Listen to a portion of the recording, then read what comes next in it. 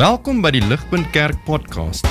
As Ligpunt Gemeente is dit ons begeerte om God te verheerlik deur disippels te wees wat disippels maak en 'n kerk te wees wat kerke plant. Geniet hierdie week se preek.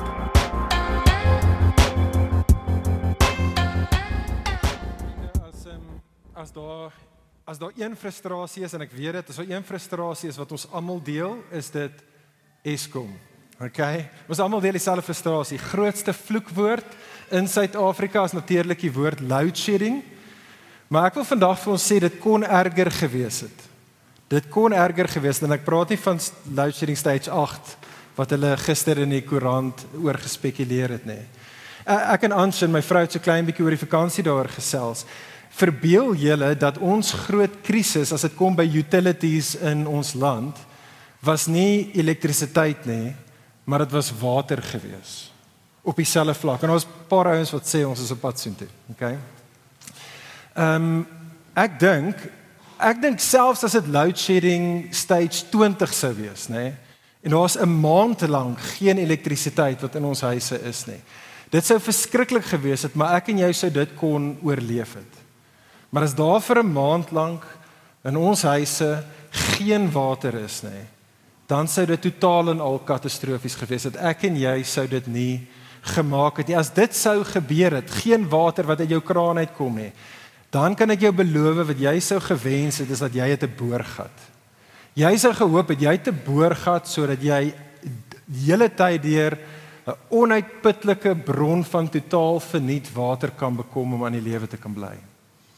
En ek begin hiermee, vriende, want ek dink dit is 'n behulpsame prentjie vir ons, juis soos wat ons kom na die Bybel toe. Dis treffend, reg deur die Ou en die Nuwe Testament is daai prentjie van water wat ons benodig, is 'n prentjie wat die Bybel oor en oor gebruik om te verwys na ons verhouding met God. En wat baie treffend is, die manier wat die Bybel daarvan praat, is dit sê dat ek en jy, ons die gelowige is iemand wat homself bevind in 'n wêreld wat 'n dorre woestyn geestelik gesproke is. Maar die gelowige, die Christen, is iemand wat in die midde van 'n dorre woestyn altyd toegang het tot hierdie bonatuurlike boorgat water, hierdie water wat onuitputlik is, totaal en al verniet. En dit is die voorreg wat die Christen in hierdie woestyn bestaan wat ons wêreld is geniet. Maar vriende, hier is die hartseer ding. Hier is die verstommende, die skokkende ding. As ek en jy moet eerlik wees, ek praat nou hier met gelowiges. Gegee ons dwaasheid, ek wil sê gegee ons sondigheid, is ons mense wat hierdie water vrylik ontap in oorvloed verniet altyd het, maar vir een of ander onverklaarbare rede as gelowiges is ons mense wat op die beste van tye nie daarvan gebruik maak nie. Ek en jy is soos die ou wanneer Swane vir ons sê daar's geen meer water wat deur die krane kom nie. Is ek en jy soos daai ou wat op sy erf 'n boorgat vol van water het. Maar ons gaan nie soontoe nie. Ons gaan suig met ons lippe aan die kraan vir die laaste druppeltjie en ons is heeltyd moeg en pap. En ons gras is geel en verdroog en ons blomme is verlep. En die vrug op die bome is bitter, bitter min. En vriende, so behoort dit nie te wees nie. So hoef dit nie te wees nie. Dit is wat hierdie reeks oor gaan. Ek wil nie dit hê in my lewe nie, en ek seker jy wil dit ook nie hê in jou lewe nie. Hierdie reeks is daar dat ons dit kan aanspreek, sodat ons mense kan wees wat vol die volheid van God kan geniet en ervaar in ons lewens. Nie net vir ons eie gewin nie, maar ook tot voordeel van die wêreld om ons. En so vir daai rede dan hierdie reeks wat ons dan gaan kyk, die geesvervulde lewe. Nou tel asseblief jou blaadjie op daar by jou. Ons gaan vandag kyk net na hierdie gedeelte, Johannes 7 vers 37 tot 39. Hierdie gaan soos die sleutel teksvers wees, vriende, waarop die res van hierdie reeks gaan bou, en ons gaan elke week as dit ware onsself herinner aan hierdie gedeelte, en later gaan ek dit in meer detail sien, maar hierdie gedeelte gee vir ons amper die handles vir alles wat ons in die reeks na gaan kyk. J.C. Ryle was 'n ou bekende predikant in Engeland in die 1800s. Hy het van hierdie teks, daai versies voor jou op die blaadjie, het hy die volgende gesê. J.C. Ryle het gesê, "It has been said that there are some passages in Scripture which deserves to be printed in gold. of such passages, the verses before us, form one. Ek dink J.C. Ryle is 100% reg, en ek is totaal oortuig dat na die tyd van vandag gaan jy saamstem met J.C. Ryle, hierdie is verse wat in goud in ons Bybels ingeskryf behoort te word. Hier is die struktuur baie eenvoudig, kyk saam met my daar twee dinge.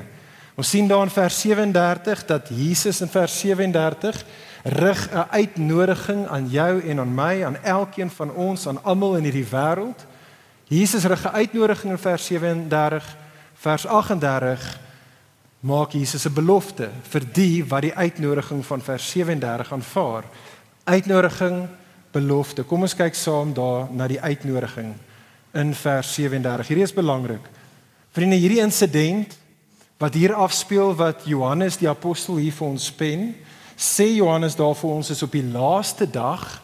Dit was die groot dag van die fees. Die fees wat hierna verwys word, sien ons in Johannes 7, vers 2, staan bekend as die Hittefees of the Feast of Tabernacles, is wat hulle in die Engels na verwys. En ons word vertel hierso, dat op daardie dag, op die laaste, die groot dag van die Hittefees, is Jesus by die tempel, daar's 'n skare van ander Jode saam met hom wat die Hittefees vier, en dan sien ons, dit wat Jesus hierso sê, is Jesus oor bitter ernstig.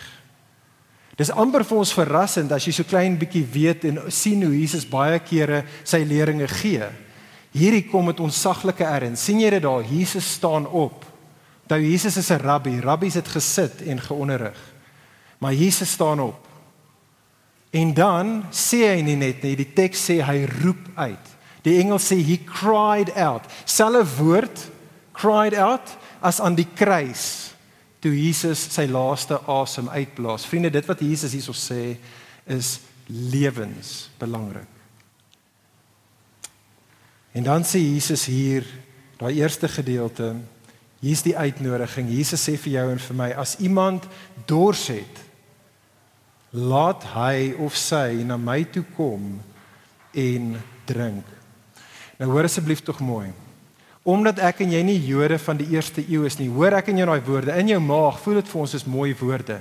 As iemand dors het, laat hom na my toe kom en drink. Maar vriende, ek en jy kan nie die volle gewig van daai woorde begryp, as ek en jy nie vertroud is, en dit kan hoor wat die eerste gehoor sou gehoor het met daai woorde. Dit is skokkende woorde, wat Jesus hierso spreek. En so ons gaan 'n rukkie hierso tyd vat. Ek wil hê jy moet saam met my net vinnig, dat ons moet net vertroud wees met die konteks. En so hier's die konteks van daardie woorde, wat Jesus daarso sê en bedoel.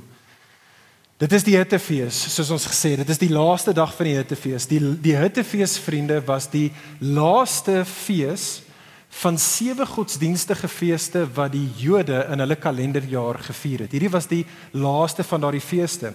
En so die Jode het bymekaar gekom in Jerusalem, en die rede hoekom dit 'n Hittefees genoem word, is want almal het gekom van oral in na Jerusalem toe, en hulle het in hutte, het hulle in Jerusalem gebly, in tente het hulle gebly, in klein tabernakels. Imagine voorwaarts, ons kamp later die tente daar, dit is pretty much wat jy het hier. Almal kom bymekaar in Jerusalem en hulle bly in hierdie tente. Die rede hoekom die Jode dit gedoen het, is sodat hulle kon herdenk die 40 jaar wat hulle in die woestyn was, en waar God hulle deur daardie dorre woestyn bestaan tyd gebring het, toe hulle in hutte, in tente, in klein tabernakels gewoon het. En dit is wat hulle vier tydens die Hittefees. Hulle vier spesifiek hoe God hulle lewe gegee het en hulle voorsiening gebied het in die woestyn. Ook die tyd van die Hittefees was die einde van hulle seisoen, of dit was in die seisoen waar hulle geoes het, en so almal het gekom met hulle vrug as dit ware van hulle oesseisoen om offergawes te kom bied aan Jahwe tydens die Hittefees, om as dit ware te kommunikeer, ons lewe nie meer in hierdie woestyn area nie, ons is nou in die land van melk en honing, en ons kom in dankbaarheid en aanbidding, en ons sê vir die Here dankie dat hy ons gebring het uit die woestyn het, in sy land van oorvloed. Maar, vriende, die belangrikste hoogtepunt in die Hittefees was 'n seremonie wat elke liewe oggend afgespeel het. Moet hierdie nie mis nie, hierdie is super belangrik. Die hoëpriester het uit die tempel uitgekom, elke oggend van daai 7 dae in die Hittefees, met 'n goue beker. En hy het daai goue beker gevat en hy het uit die tempel uitgestap, met al die mense van Israel wat agter hom aangestap het en hy het uit die poorte van Jerusalem uitgestap en net buite die poorte van Jerusalem was daar hier die fontein van water, die bad van Siloam. En daar het die hoofpriester gegaan en hy het en jy kan die Ou Testament hiervan lees en dan vat hy die water en hy skep die water in hierdie goue beker en dan stap hy terug na die tempel toe. Langs hom op die paaie staan die Jode almal bymekaar. Hulle blaas ramstorings, hulle sing spesifiek Psalm 113 tot Psalm 118. Hulle takke met groen blare wat hulle waai en in die ander hand het hulle 'n vrug om te kommunikeer dat dit is hierdie oorvloedige tyd. En dan gaan die hoofpriester met sy goue beker in die water en hy kom binne in die binnehof van die tempel, daar waar die altaar was, en aan die weste kant van die altaar, soos wat die hele volk na die hoofpriester kyk. Elke oggend stort hy daai water langs die altaar uit. En vriende, die simboliek van daardie seremonie moet ek en jy nie mis nie. Dit was tweeledig en ons gaan nou net kyk na die eerste rede vir wat daardie seremonie gekommunikeer het. Vriende, die water was uitgestort daar, want hulle as die Jode het teruggekyk. Hulle het teruggekyk na hulle woestynbestaan vir 40 jaar en hoe God daar in hulle woestynbestaan vir hulle water gegee het om in die lewe te kon bly. Spesifiek die water wat uitgestort was, die water wat gevloei het vir hulle in die woestyn, wat ons van lees in Eksodus 17, toe die klip geslaan was, waar hy die water uitgesprei het vir die volk. En vriende, kyk weer na Jesus se uitnodiging daar in vers 37. Dit is wat Jesus na verwys. Onthou, almal weet dit, nê? Dit is nou wat al die Jode daar verstaan. Dit is wat hulle weet, hulle vier nou elke liewe dag. En dan kom Jesus en hy sê, as iemand dors het, laat hom na my toe kom en van my af drink. Vriende, ons Versterre het getrek in Desember, nuwe plek toe, baie aanbouings gedoen en ingetrek en ons het nou redelik ingesettel, net in die laaste maand nou en ons is baie dankbaar daaroor. Maar dit het my getref 2 weke terug dat ek het 'n blapsie ondergaan. Ek het 'n boorgat by ons nuwe huis. Maar toe 2 weke terug toe tref dit my dat ek het my nuwe driveway, het ek die sement, die betonvloer van die driveway gaan lê boor my boorgat. Okay, wie so simpel om dit te doen? Ek is so simpel, ek het dit gedoen. So ek het 'n boorgat, hy is so dik onder die sement op hierdie stadium. Nou op hierdie stadium, ek is kwaad vir myself, maar ek is nie heeltemal gefees nie, want as dit regtig 'n krisis kom, as daai krisis kom en daar is geen water ergens nie, dan gaan ek alles in my vermoë doen om by daai water uit te kom. Ek gaan alles doen om daai oop te breek sodat ek by die water wat vir my eintlik vrylik aantap beskikbaar is uit te kom. En vriende, dit is wat hierdie woorde van Jesus in jou en my behoort wakker te maak. Wat Jesus hierso sê in hierdie gedeelte, in die eerste plek is Jesus hier besig om iets oor homself te sê. Jesus sê in hierdie woorde van vers 37, hy sê vir jou en vir my, hy sê vir die wêreld, ek wat Jesus is die bron van lewe vir die mensdom in hulle woestyn bestaan. Ek is die bron van lewe vir die mensdom in hulle woestyn bestaan. Vriende, skokkende woorde. Absolute skokkende, vergaande, ek wil amper sê dit is godslasterlik, behalwe as Jesus self God is. Maar vriende, vir jou en vir my wat hierso sit vandag, om daai woorde te hoor en om dan, dit nie net die uitnodiging te hoor nie, maar die uitnodiging daadwerklik te aanvaar, om na Jesus toe te kom en te kom drink vanaf Jesus, of te kan drink aan Jesus, is daar 3 dinge wat geïmpliseer word in Jesus se stelling daar, wat ek en jy moet duidelik wees. Okay, en hierdie is toepassing vir ons. Partykeer is toepassing nie net die goed wat ek en jy moet doen nie. Partykeer is die ding wat ek en jy moet doen, is ek en jy het nodig om te begin deur anders te dink. En daar's 3 dinge geïmpliseer in Jesus se uitnodiging in jou en my, wat ek en jy oor moet anders te dink. Hier is die eerste ding, vriendin, wat ons oor anders te moet dink. Kyk saam met my, sal op die skerm wees. Vriende, eerstens, die water wat Jesus vir jou en my voorhou, is nie net bloot een opsie op die winkelrak van spiritualiteit nie. Wanneer Jesus vir ons sê, kom na my toe, As jy dors is en kom drink vanaf my, is dit nie soos ek en jy wat besluit, hoor ek is dors en kom ek gaan ou Isis toe en dan koop ek 'n botteltjie water ou Isis, maar jy kon net sowel 'n Kwel of Welprey gaan koop het nie. Dit is nie wat Jesus hierso sê nie. Dit is hoekom die beeld van Israel so behulpsaam was. Daar was geen oasis in die woestyn vir hulle nie. Dis nie die winkel nie en ook nie 'n letterlike oasis nie. Daar was geen water vir hulle nie. Hulle het geen hoop gehad nie. Hulle enigste hoop was God en die water wat uit die klip vloei. En vriende, ek en jy het nodig het om dit te besef. Soos wat ek en jy nie sonder fisiese water deur die lewe kan gaan nie. Vriendin, hoor my vandag. Jy kan nie. Jy kan nie sonder Jesus lewe nie. Dit is of Jesus of dit is dood in hierdie woestyn bestaan. Daar's geen ander opsie vir jou nie. Daar's geen ander opsie nie. Dit is Jesus of jy gaan sterf in hierdie woestyn bestaan.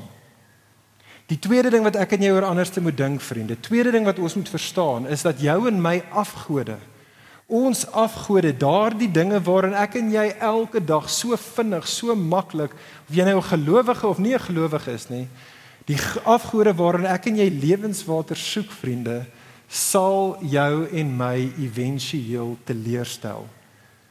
Sien hierdie woorde van Jeremia 2. Stefan het dit net vir ons gelees. Ek wil dit weer vir ons lees.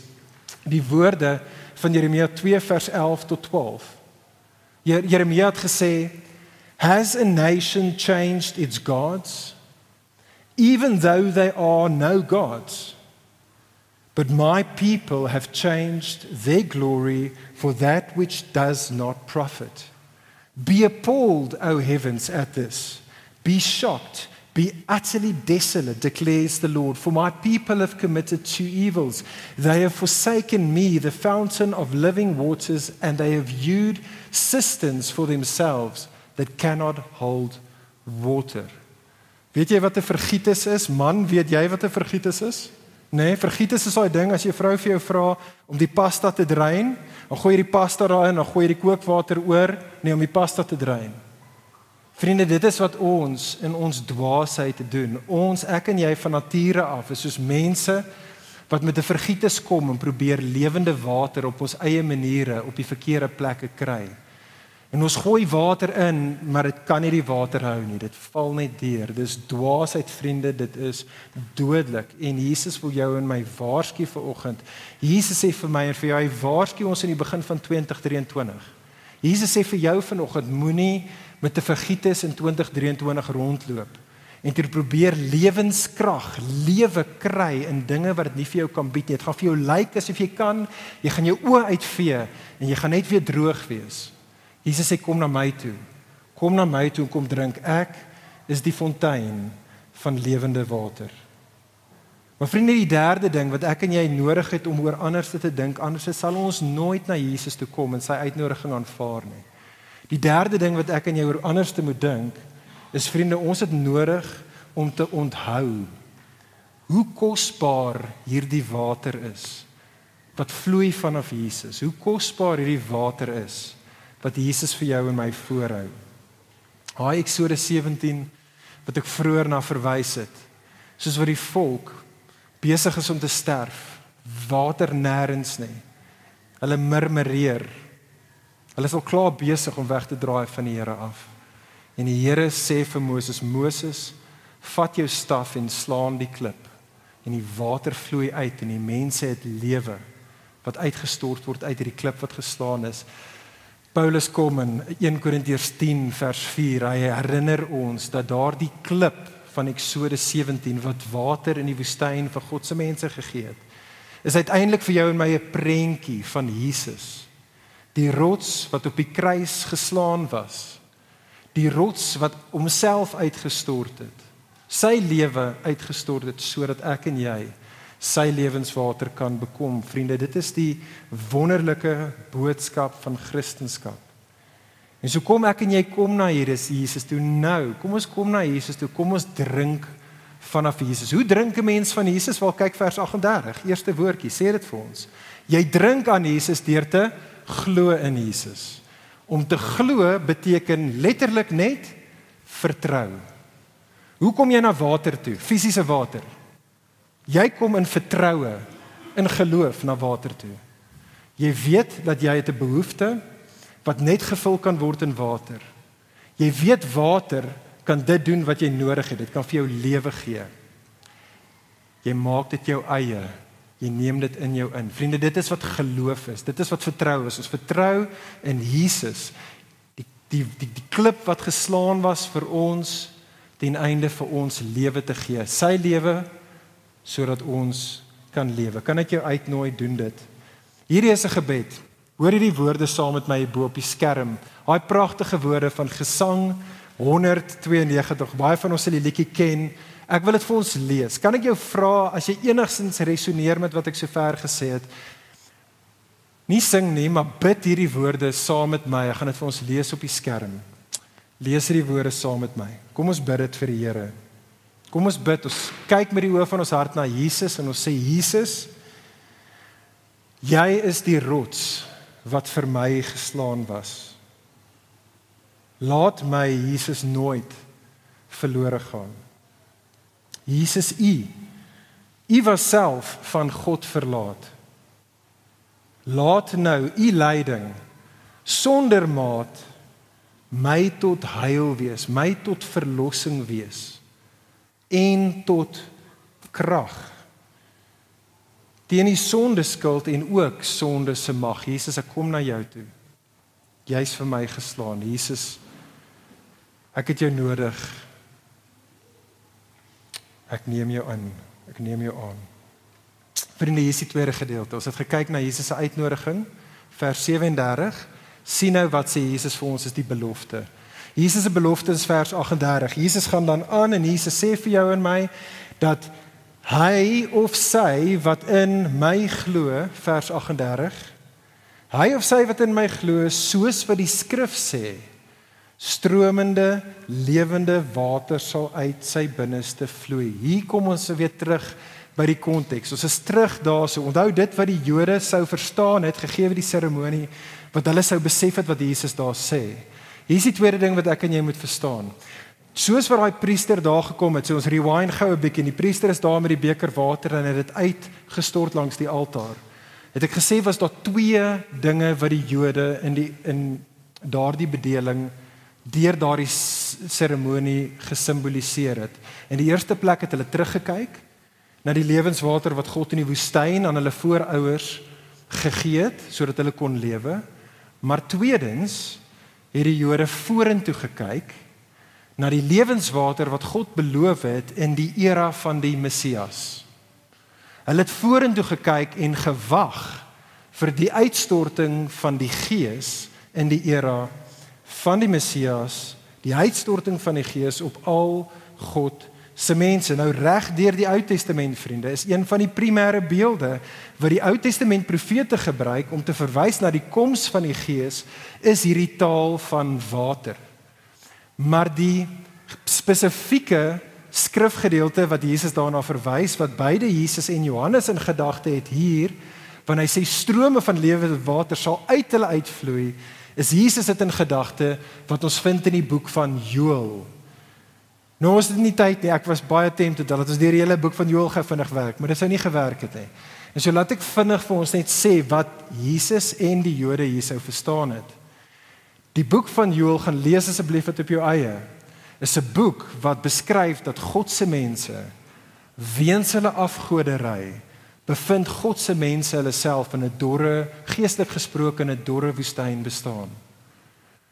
En dan sê die profeet Joël, dit is God se straf en sy oordeel selfs oor sy mense, en hy roep hulle om te bekeer. En die profeet Joël beloof dan vir God se mense en sê dat die wat in bekering na die Here toe terugdraai, die Here gaan op 'n dag kom en hy gaan die hemele oopmaak, hy gaan laat reën val, hy gaan reën uitstort. En wat is die reën wat gaan val? Joël hoofstuk 2 verse 28 en 29, die Gees sal uitgestort word oor sy mense. Vriende, daai teksgedeelte van Joël 2 is natuurlik wat Petrus in Handelinge 2 na verwys. Op die dag van Pinkster, dan haal Petrus daardie teksgedeelte aan om te sê die uitstorting van die Gees is wat Joël ons beloof het. En dit is, vriende, kyk daar in ons gedeelte vers 39, wat Johannes sê Jesus na verwys. Jesus verwys na die tyd wanneer die Gees gaan kom nadat hy wat Jesus is verheerlik is, na Jesus se dood en Jesus se opstanding en Jesus se hemelvaart. Dan sal Jesus die Gees uitstort. En vriende, dit is die beeld wat Jesus voor oë het. En kyk saam op die skerm vinnig. Hierdie is die spesifieke versie wat Jesus na verwys. Dis die skrifgedeelte in die einde van die boek Joël. Hoor die woorde. Joël 3 vers 18. In 'n wêreld van God se mense waar die Gees uitgestort is. Op daardie dag, sê die profeet, nadat die Gees uitgestort is, op daardie dag sal die berge drup van sap van die druiwe en die heuwel sal vloei van melk en al die spruite van Juda sal stroom van water, geen meer woestyn nie. En 'n fontein sal uit die huis van die Here vloei. En dit sal die dal van Sitim nat lei. Vriende, dit is wat Jesus na verwys en dit is Jesus se belofte aan jou en aan my en aan almal wat hierdie woorde van hom hoor. Die punt is dit. Die punt is, vriende, dat Jesus sê vir jou en vir my, dis die belofte, almal wat na hom toe kom en aan hom, hy wat die fontein van lewe is, kom drink, sal nie net self bevrediging ontvang nie. Hulle dors sal nie net geles word nie, maar hulle gaan self nou 'n fontein word. Uit wie lewende water dan sal vloei na ander toe. Hulle gaan 'n seëning wees.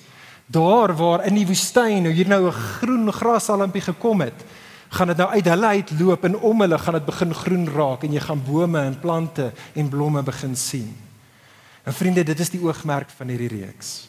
Dis die oogmerk van die reeks, maar en dis die laaste gedeelte van ons tyd saam vanoggend. Net soos net nou in Jesus se uitnodiging. Vriende, vir jou en vir my inderdaad om dit te laat realiseer in ons lewens, wat Jesus hierso sê in vers 38, is daar weer 3 dinge wat ek wil hê ek en jy oor anders te moet dink. Veral vriende, soos wat ons in hierdie reeks saam dink oor die geesvervulde lewe, want ons as moderne Christene is baie de mekaar op die beste van tye oor daai term, wat beteken dit om geesvervuld te wees en hoe word jy geesvervuld? En so 3 dinge wat ek graag wil hê ons anders te oor moet dink, is die laaste 3 dinge wat ons oor gaan nadink. Hier is die eerste ding, eerste toepassing oor hoe ek en jy anders moet dink. Vriende, verstaan asseblief tog mooi, dat die Gees en Jesus kan nie en mag nie van mekaar geskei word nie. Daar's baie mense in hierdie wêreld wat in die naam van God en Christendom, daar's baie dinge wat gesê word en gedoen word in die naam van die Heilige Gees en baie kere met die heel beste meeste van die kere, met die heel beste van bedoelings. Maar waar ongelukkig, en is hartseer, is Jesus net nêrens te siende nie. Daar's baie sprake van die Gees, maar Jesus is nie in die gesprek altyd prominent nie. En vriende, so mag dit nie wees nie, so kan dit nie wees nie. Onthou, vriende, dat die Nuwe Testament sê vir jou en vir my, dat wanneer die Heilige Gees in ons kom woon, is dit niemand anderste nie as Jesus se Gees wat in jou en my kom woon. Nou is baie tekste in die Nuwe Testament wat die punt maak. Handelinge 16 vers 7, Romeine 8 vers 9, Galasiërs 2 vers 20 en 4 vers 6, Filippense 1 vers 19, 1 Petrus 1 vers 11. Elke keer sê die Gees wat ons ontvang is Jesus se Gees. So jy kan nie die Gees en Jesus van mekaar skei nie. Dink aan, ons het hierdie illustrasie al tevore gebruik, 'n Siamese tweeling. 'n Siamese tweeling is verbind aan mekaar, hulle deel dieselfde lewensbloed. Om 'n Christen te wees, sê die Nuwe Testament, beteken jy is een met Jesus. Jy is verbind, jy is deur geloof verenig met Jesus, sodat Jesus se bloed nou in ons vloei. Jesus se lewenskrag is nou jou en my lewenskrag. En die punt daarvan, vriende, is bloot dit. 'n geesvervulde lewe is altyd 'n lewe van geloof in Jesus.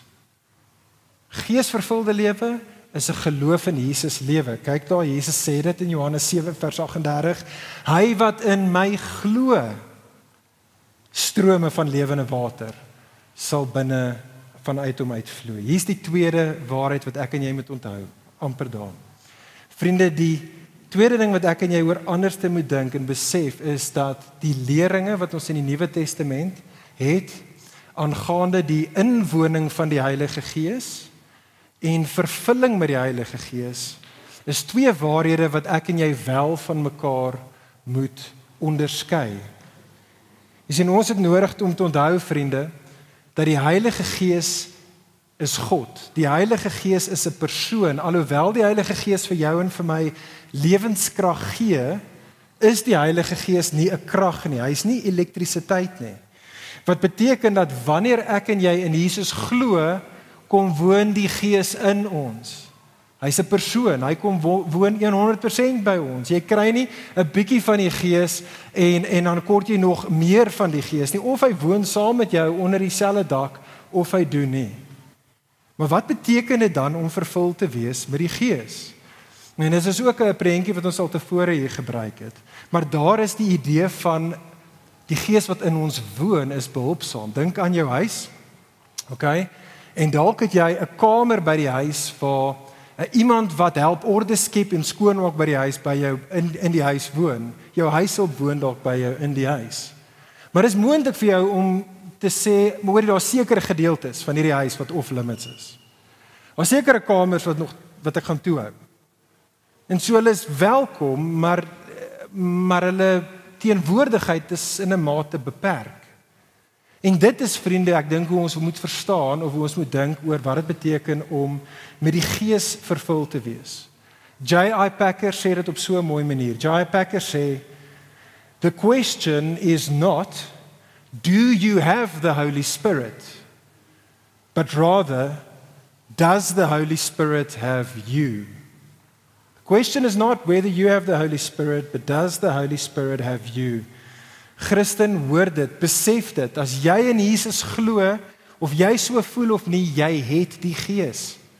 Christen, jy het die Gees. Die vraag vir jou en vir my is, het die Gees ons? Is ek en jy vervul met die Gees? Een van die redes, bietjie selfsugtig, hoekom ons hierdie reeks doen, is ek het vir Ansin in die laaste maand eintlik al 'n paar keer gesê, as ek het vir gesê, hoorie, ek voel leeg. Ek voel droog. Ek voel nie in pas met die Gees nie. En ek is seker ek is nie die enigste een nie. Ek is seker hier's baie van ons wat so voel. Vriende, hier's die goeie nuus vir jou en vir my. Hier in die begin van 2023, dit hoef nie so te wees nie. Jesus maak 'n belofte aan ons. Sien jy die belofte daar? Jesus sê, en hierdie is hoe ek en jy vervul kan word met die Gees.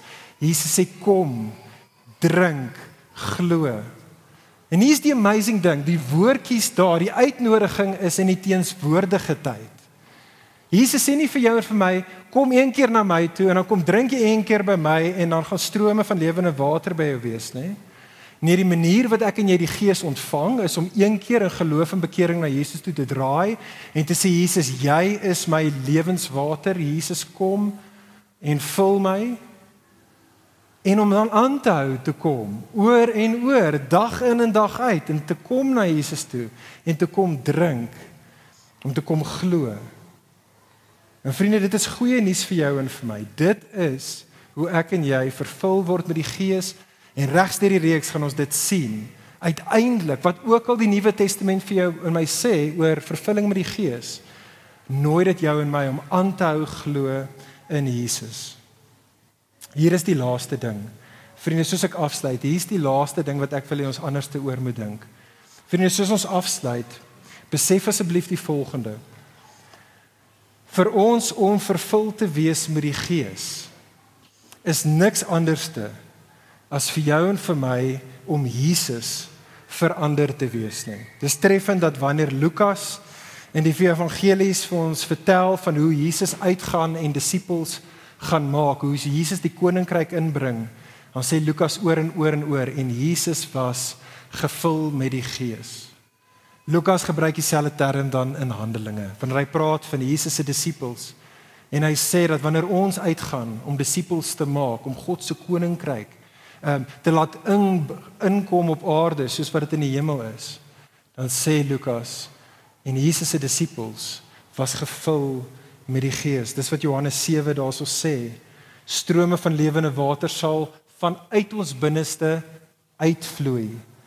En die om ons en die wêreld om ons help om ook lewe te bekom en ook te floreer. Hoor hierdie laaste woorde van William Temple vir jou en vir my. William Temple sê vir jou en vir my, no one can possess or rather be indwelt by the Spirit and keep the Spirit to himself. Where the Spirit is, he flows forth. Ligpunt, dit is my begeerte. Dit is my begeerte. As jy my vra wat is my begeerte vir 2023 vir myself, dis my begeerte vir myself. Dit is my begeerte vir elkeen van ons. Dit is my gebed vir ons as 'n gemeente, dat ons 'n gemeente sal wees wat na Jesus toe sal kom en wat aanhou na Jesus in geloof toe sal kom, sodat ons diepste dors in Jesus en in hom alleen bevredig sal word. Maar my begeerte is, gevul deur sy Gees, dat ons dan fonteine sal wees, sodat ons fonteine sal wees, sodat ander kan kom drink aan Jesus en vol van sy Gees kan wees, en dat hulle kan fonteine word, tot die dag toe, waar daar geen meer woestyn sal wees nie. Mag dit waar wees van ons, toenemend so in 2023. Vriende, kom ons bid saam. Ja, Vader, ons kom bely dat ons is inderdaad 'n mense wat so vinnig, so maklik nie kom drink dit wat vir ons teen so duur prys en soveel oorvloed, so vrygewig nou vir ons beskikbaar gestel is. U vergewe ons daarvoor, Heer, en deur u Gees bring ons na Jesus toe meer en meer. Here, elkeen van ons, dat ons die lewende water kan proe en dan gevul deur die Gees die lewende water vir ander kan voorhou. Here, mag dit waar wees van ons lewens, die manier wat ons selfs in die week wat kom, ons dag en ons week gaan inrig. Here, die manier wat ons hierdie jaar, dit wat die storie van die jaar gaan wees, maak dit 'n jaar, o Here, wat ons nie ver van Jesus, die fontein van lewe af is nie, heeltyd gebuk, heeltyd groot emmers van water by hom skep. Here, dit maak 2023 so 'n jaar vir ons, individueel, maar ook vir ons as 'n gemeente. Ons het U nodig, o Heer, kom en vul ons. Dankie dat U beloof dat U sal dit doen, in Jesus naam. Amen. Vir meer inligting oor Ligpunt Kerk, besoek gerus ons webwerf op www.ligpunt.com of kontak ons gerus by info@ligpunt.com.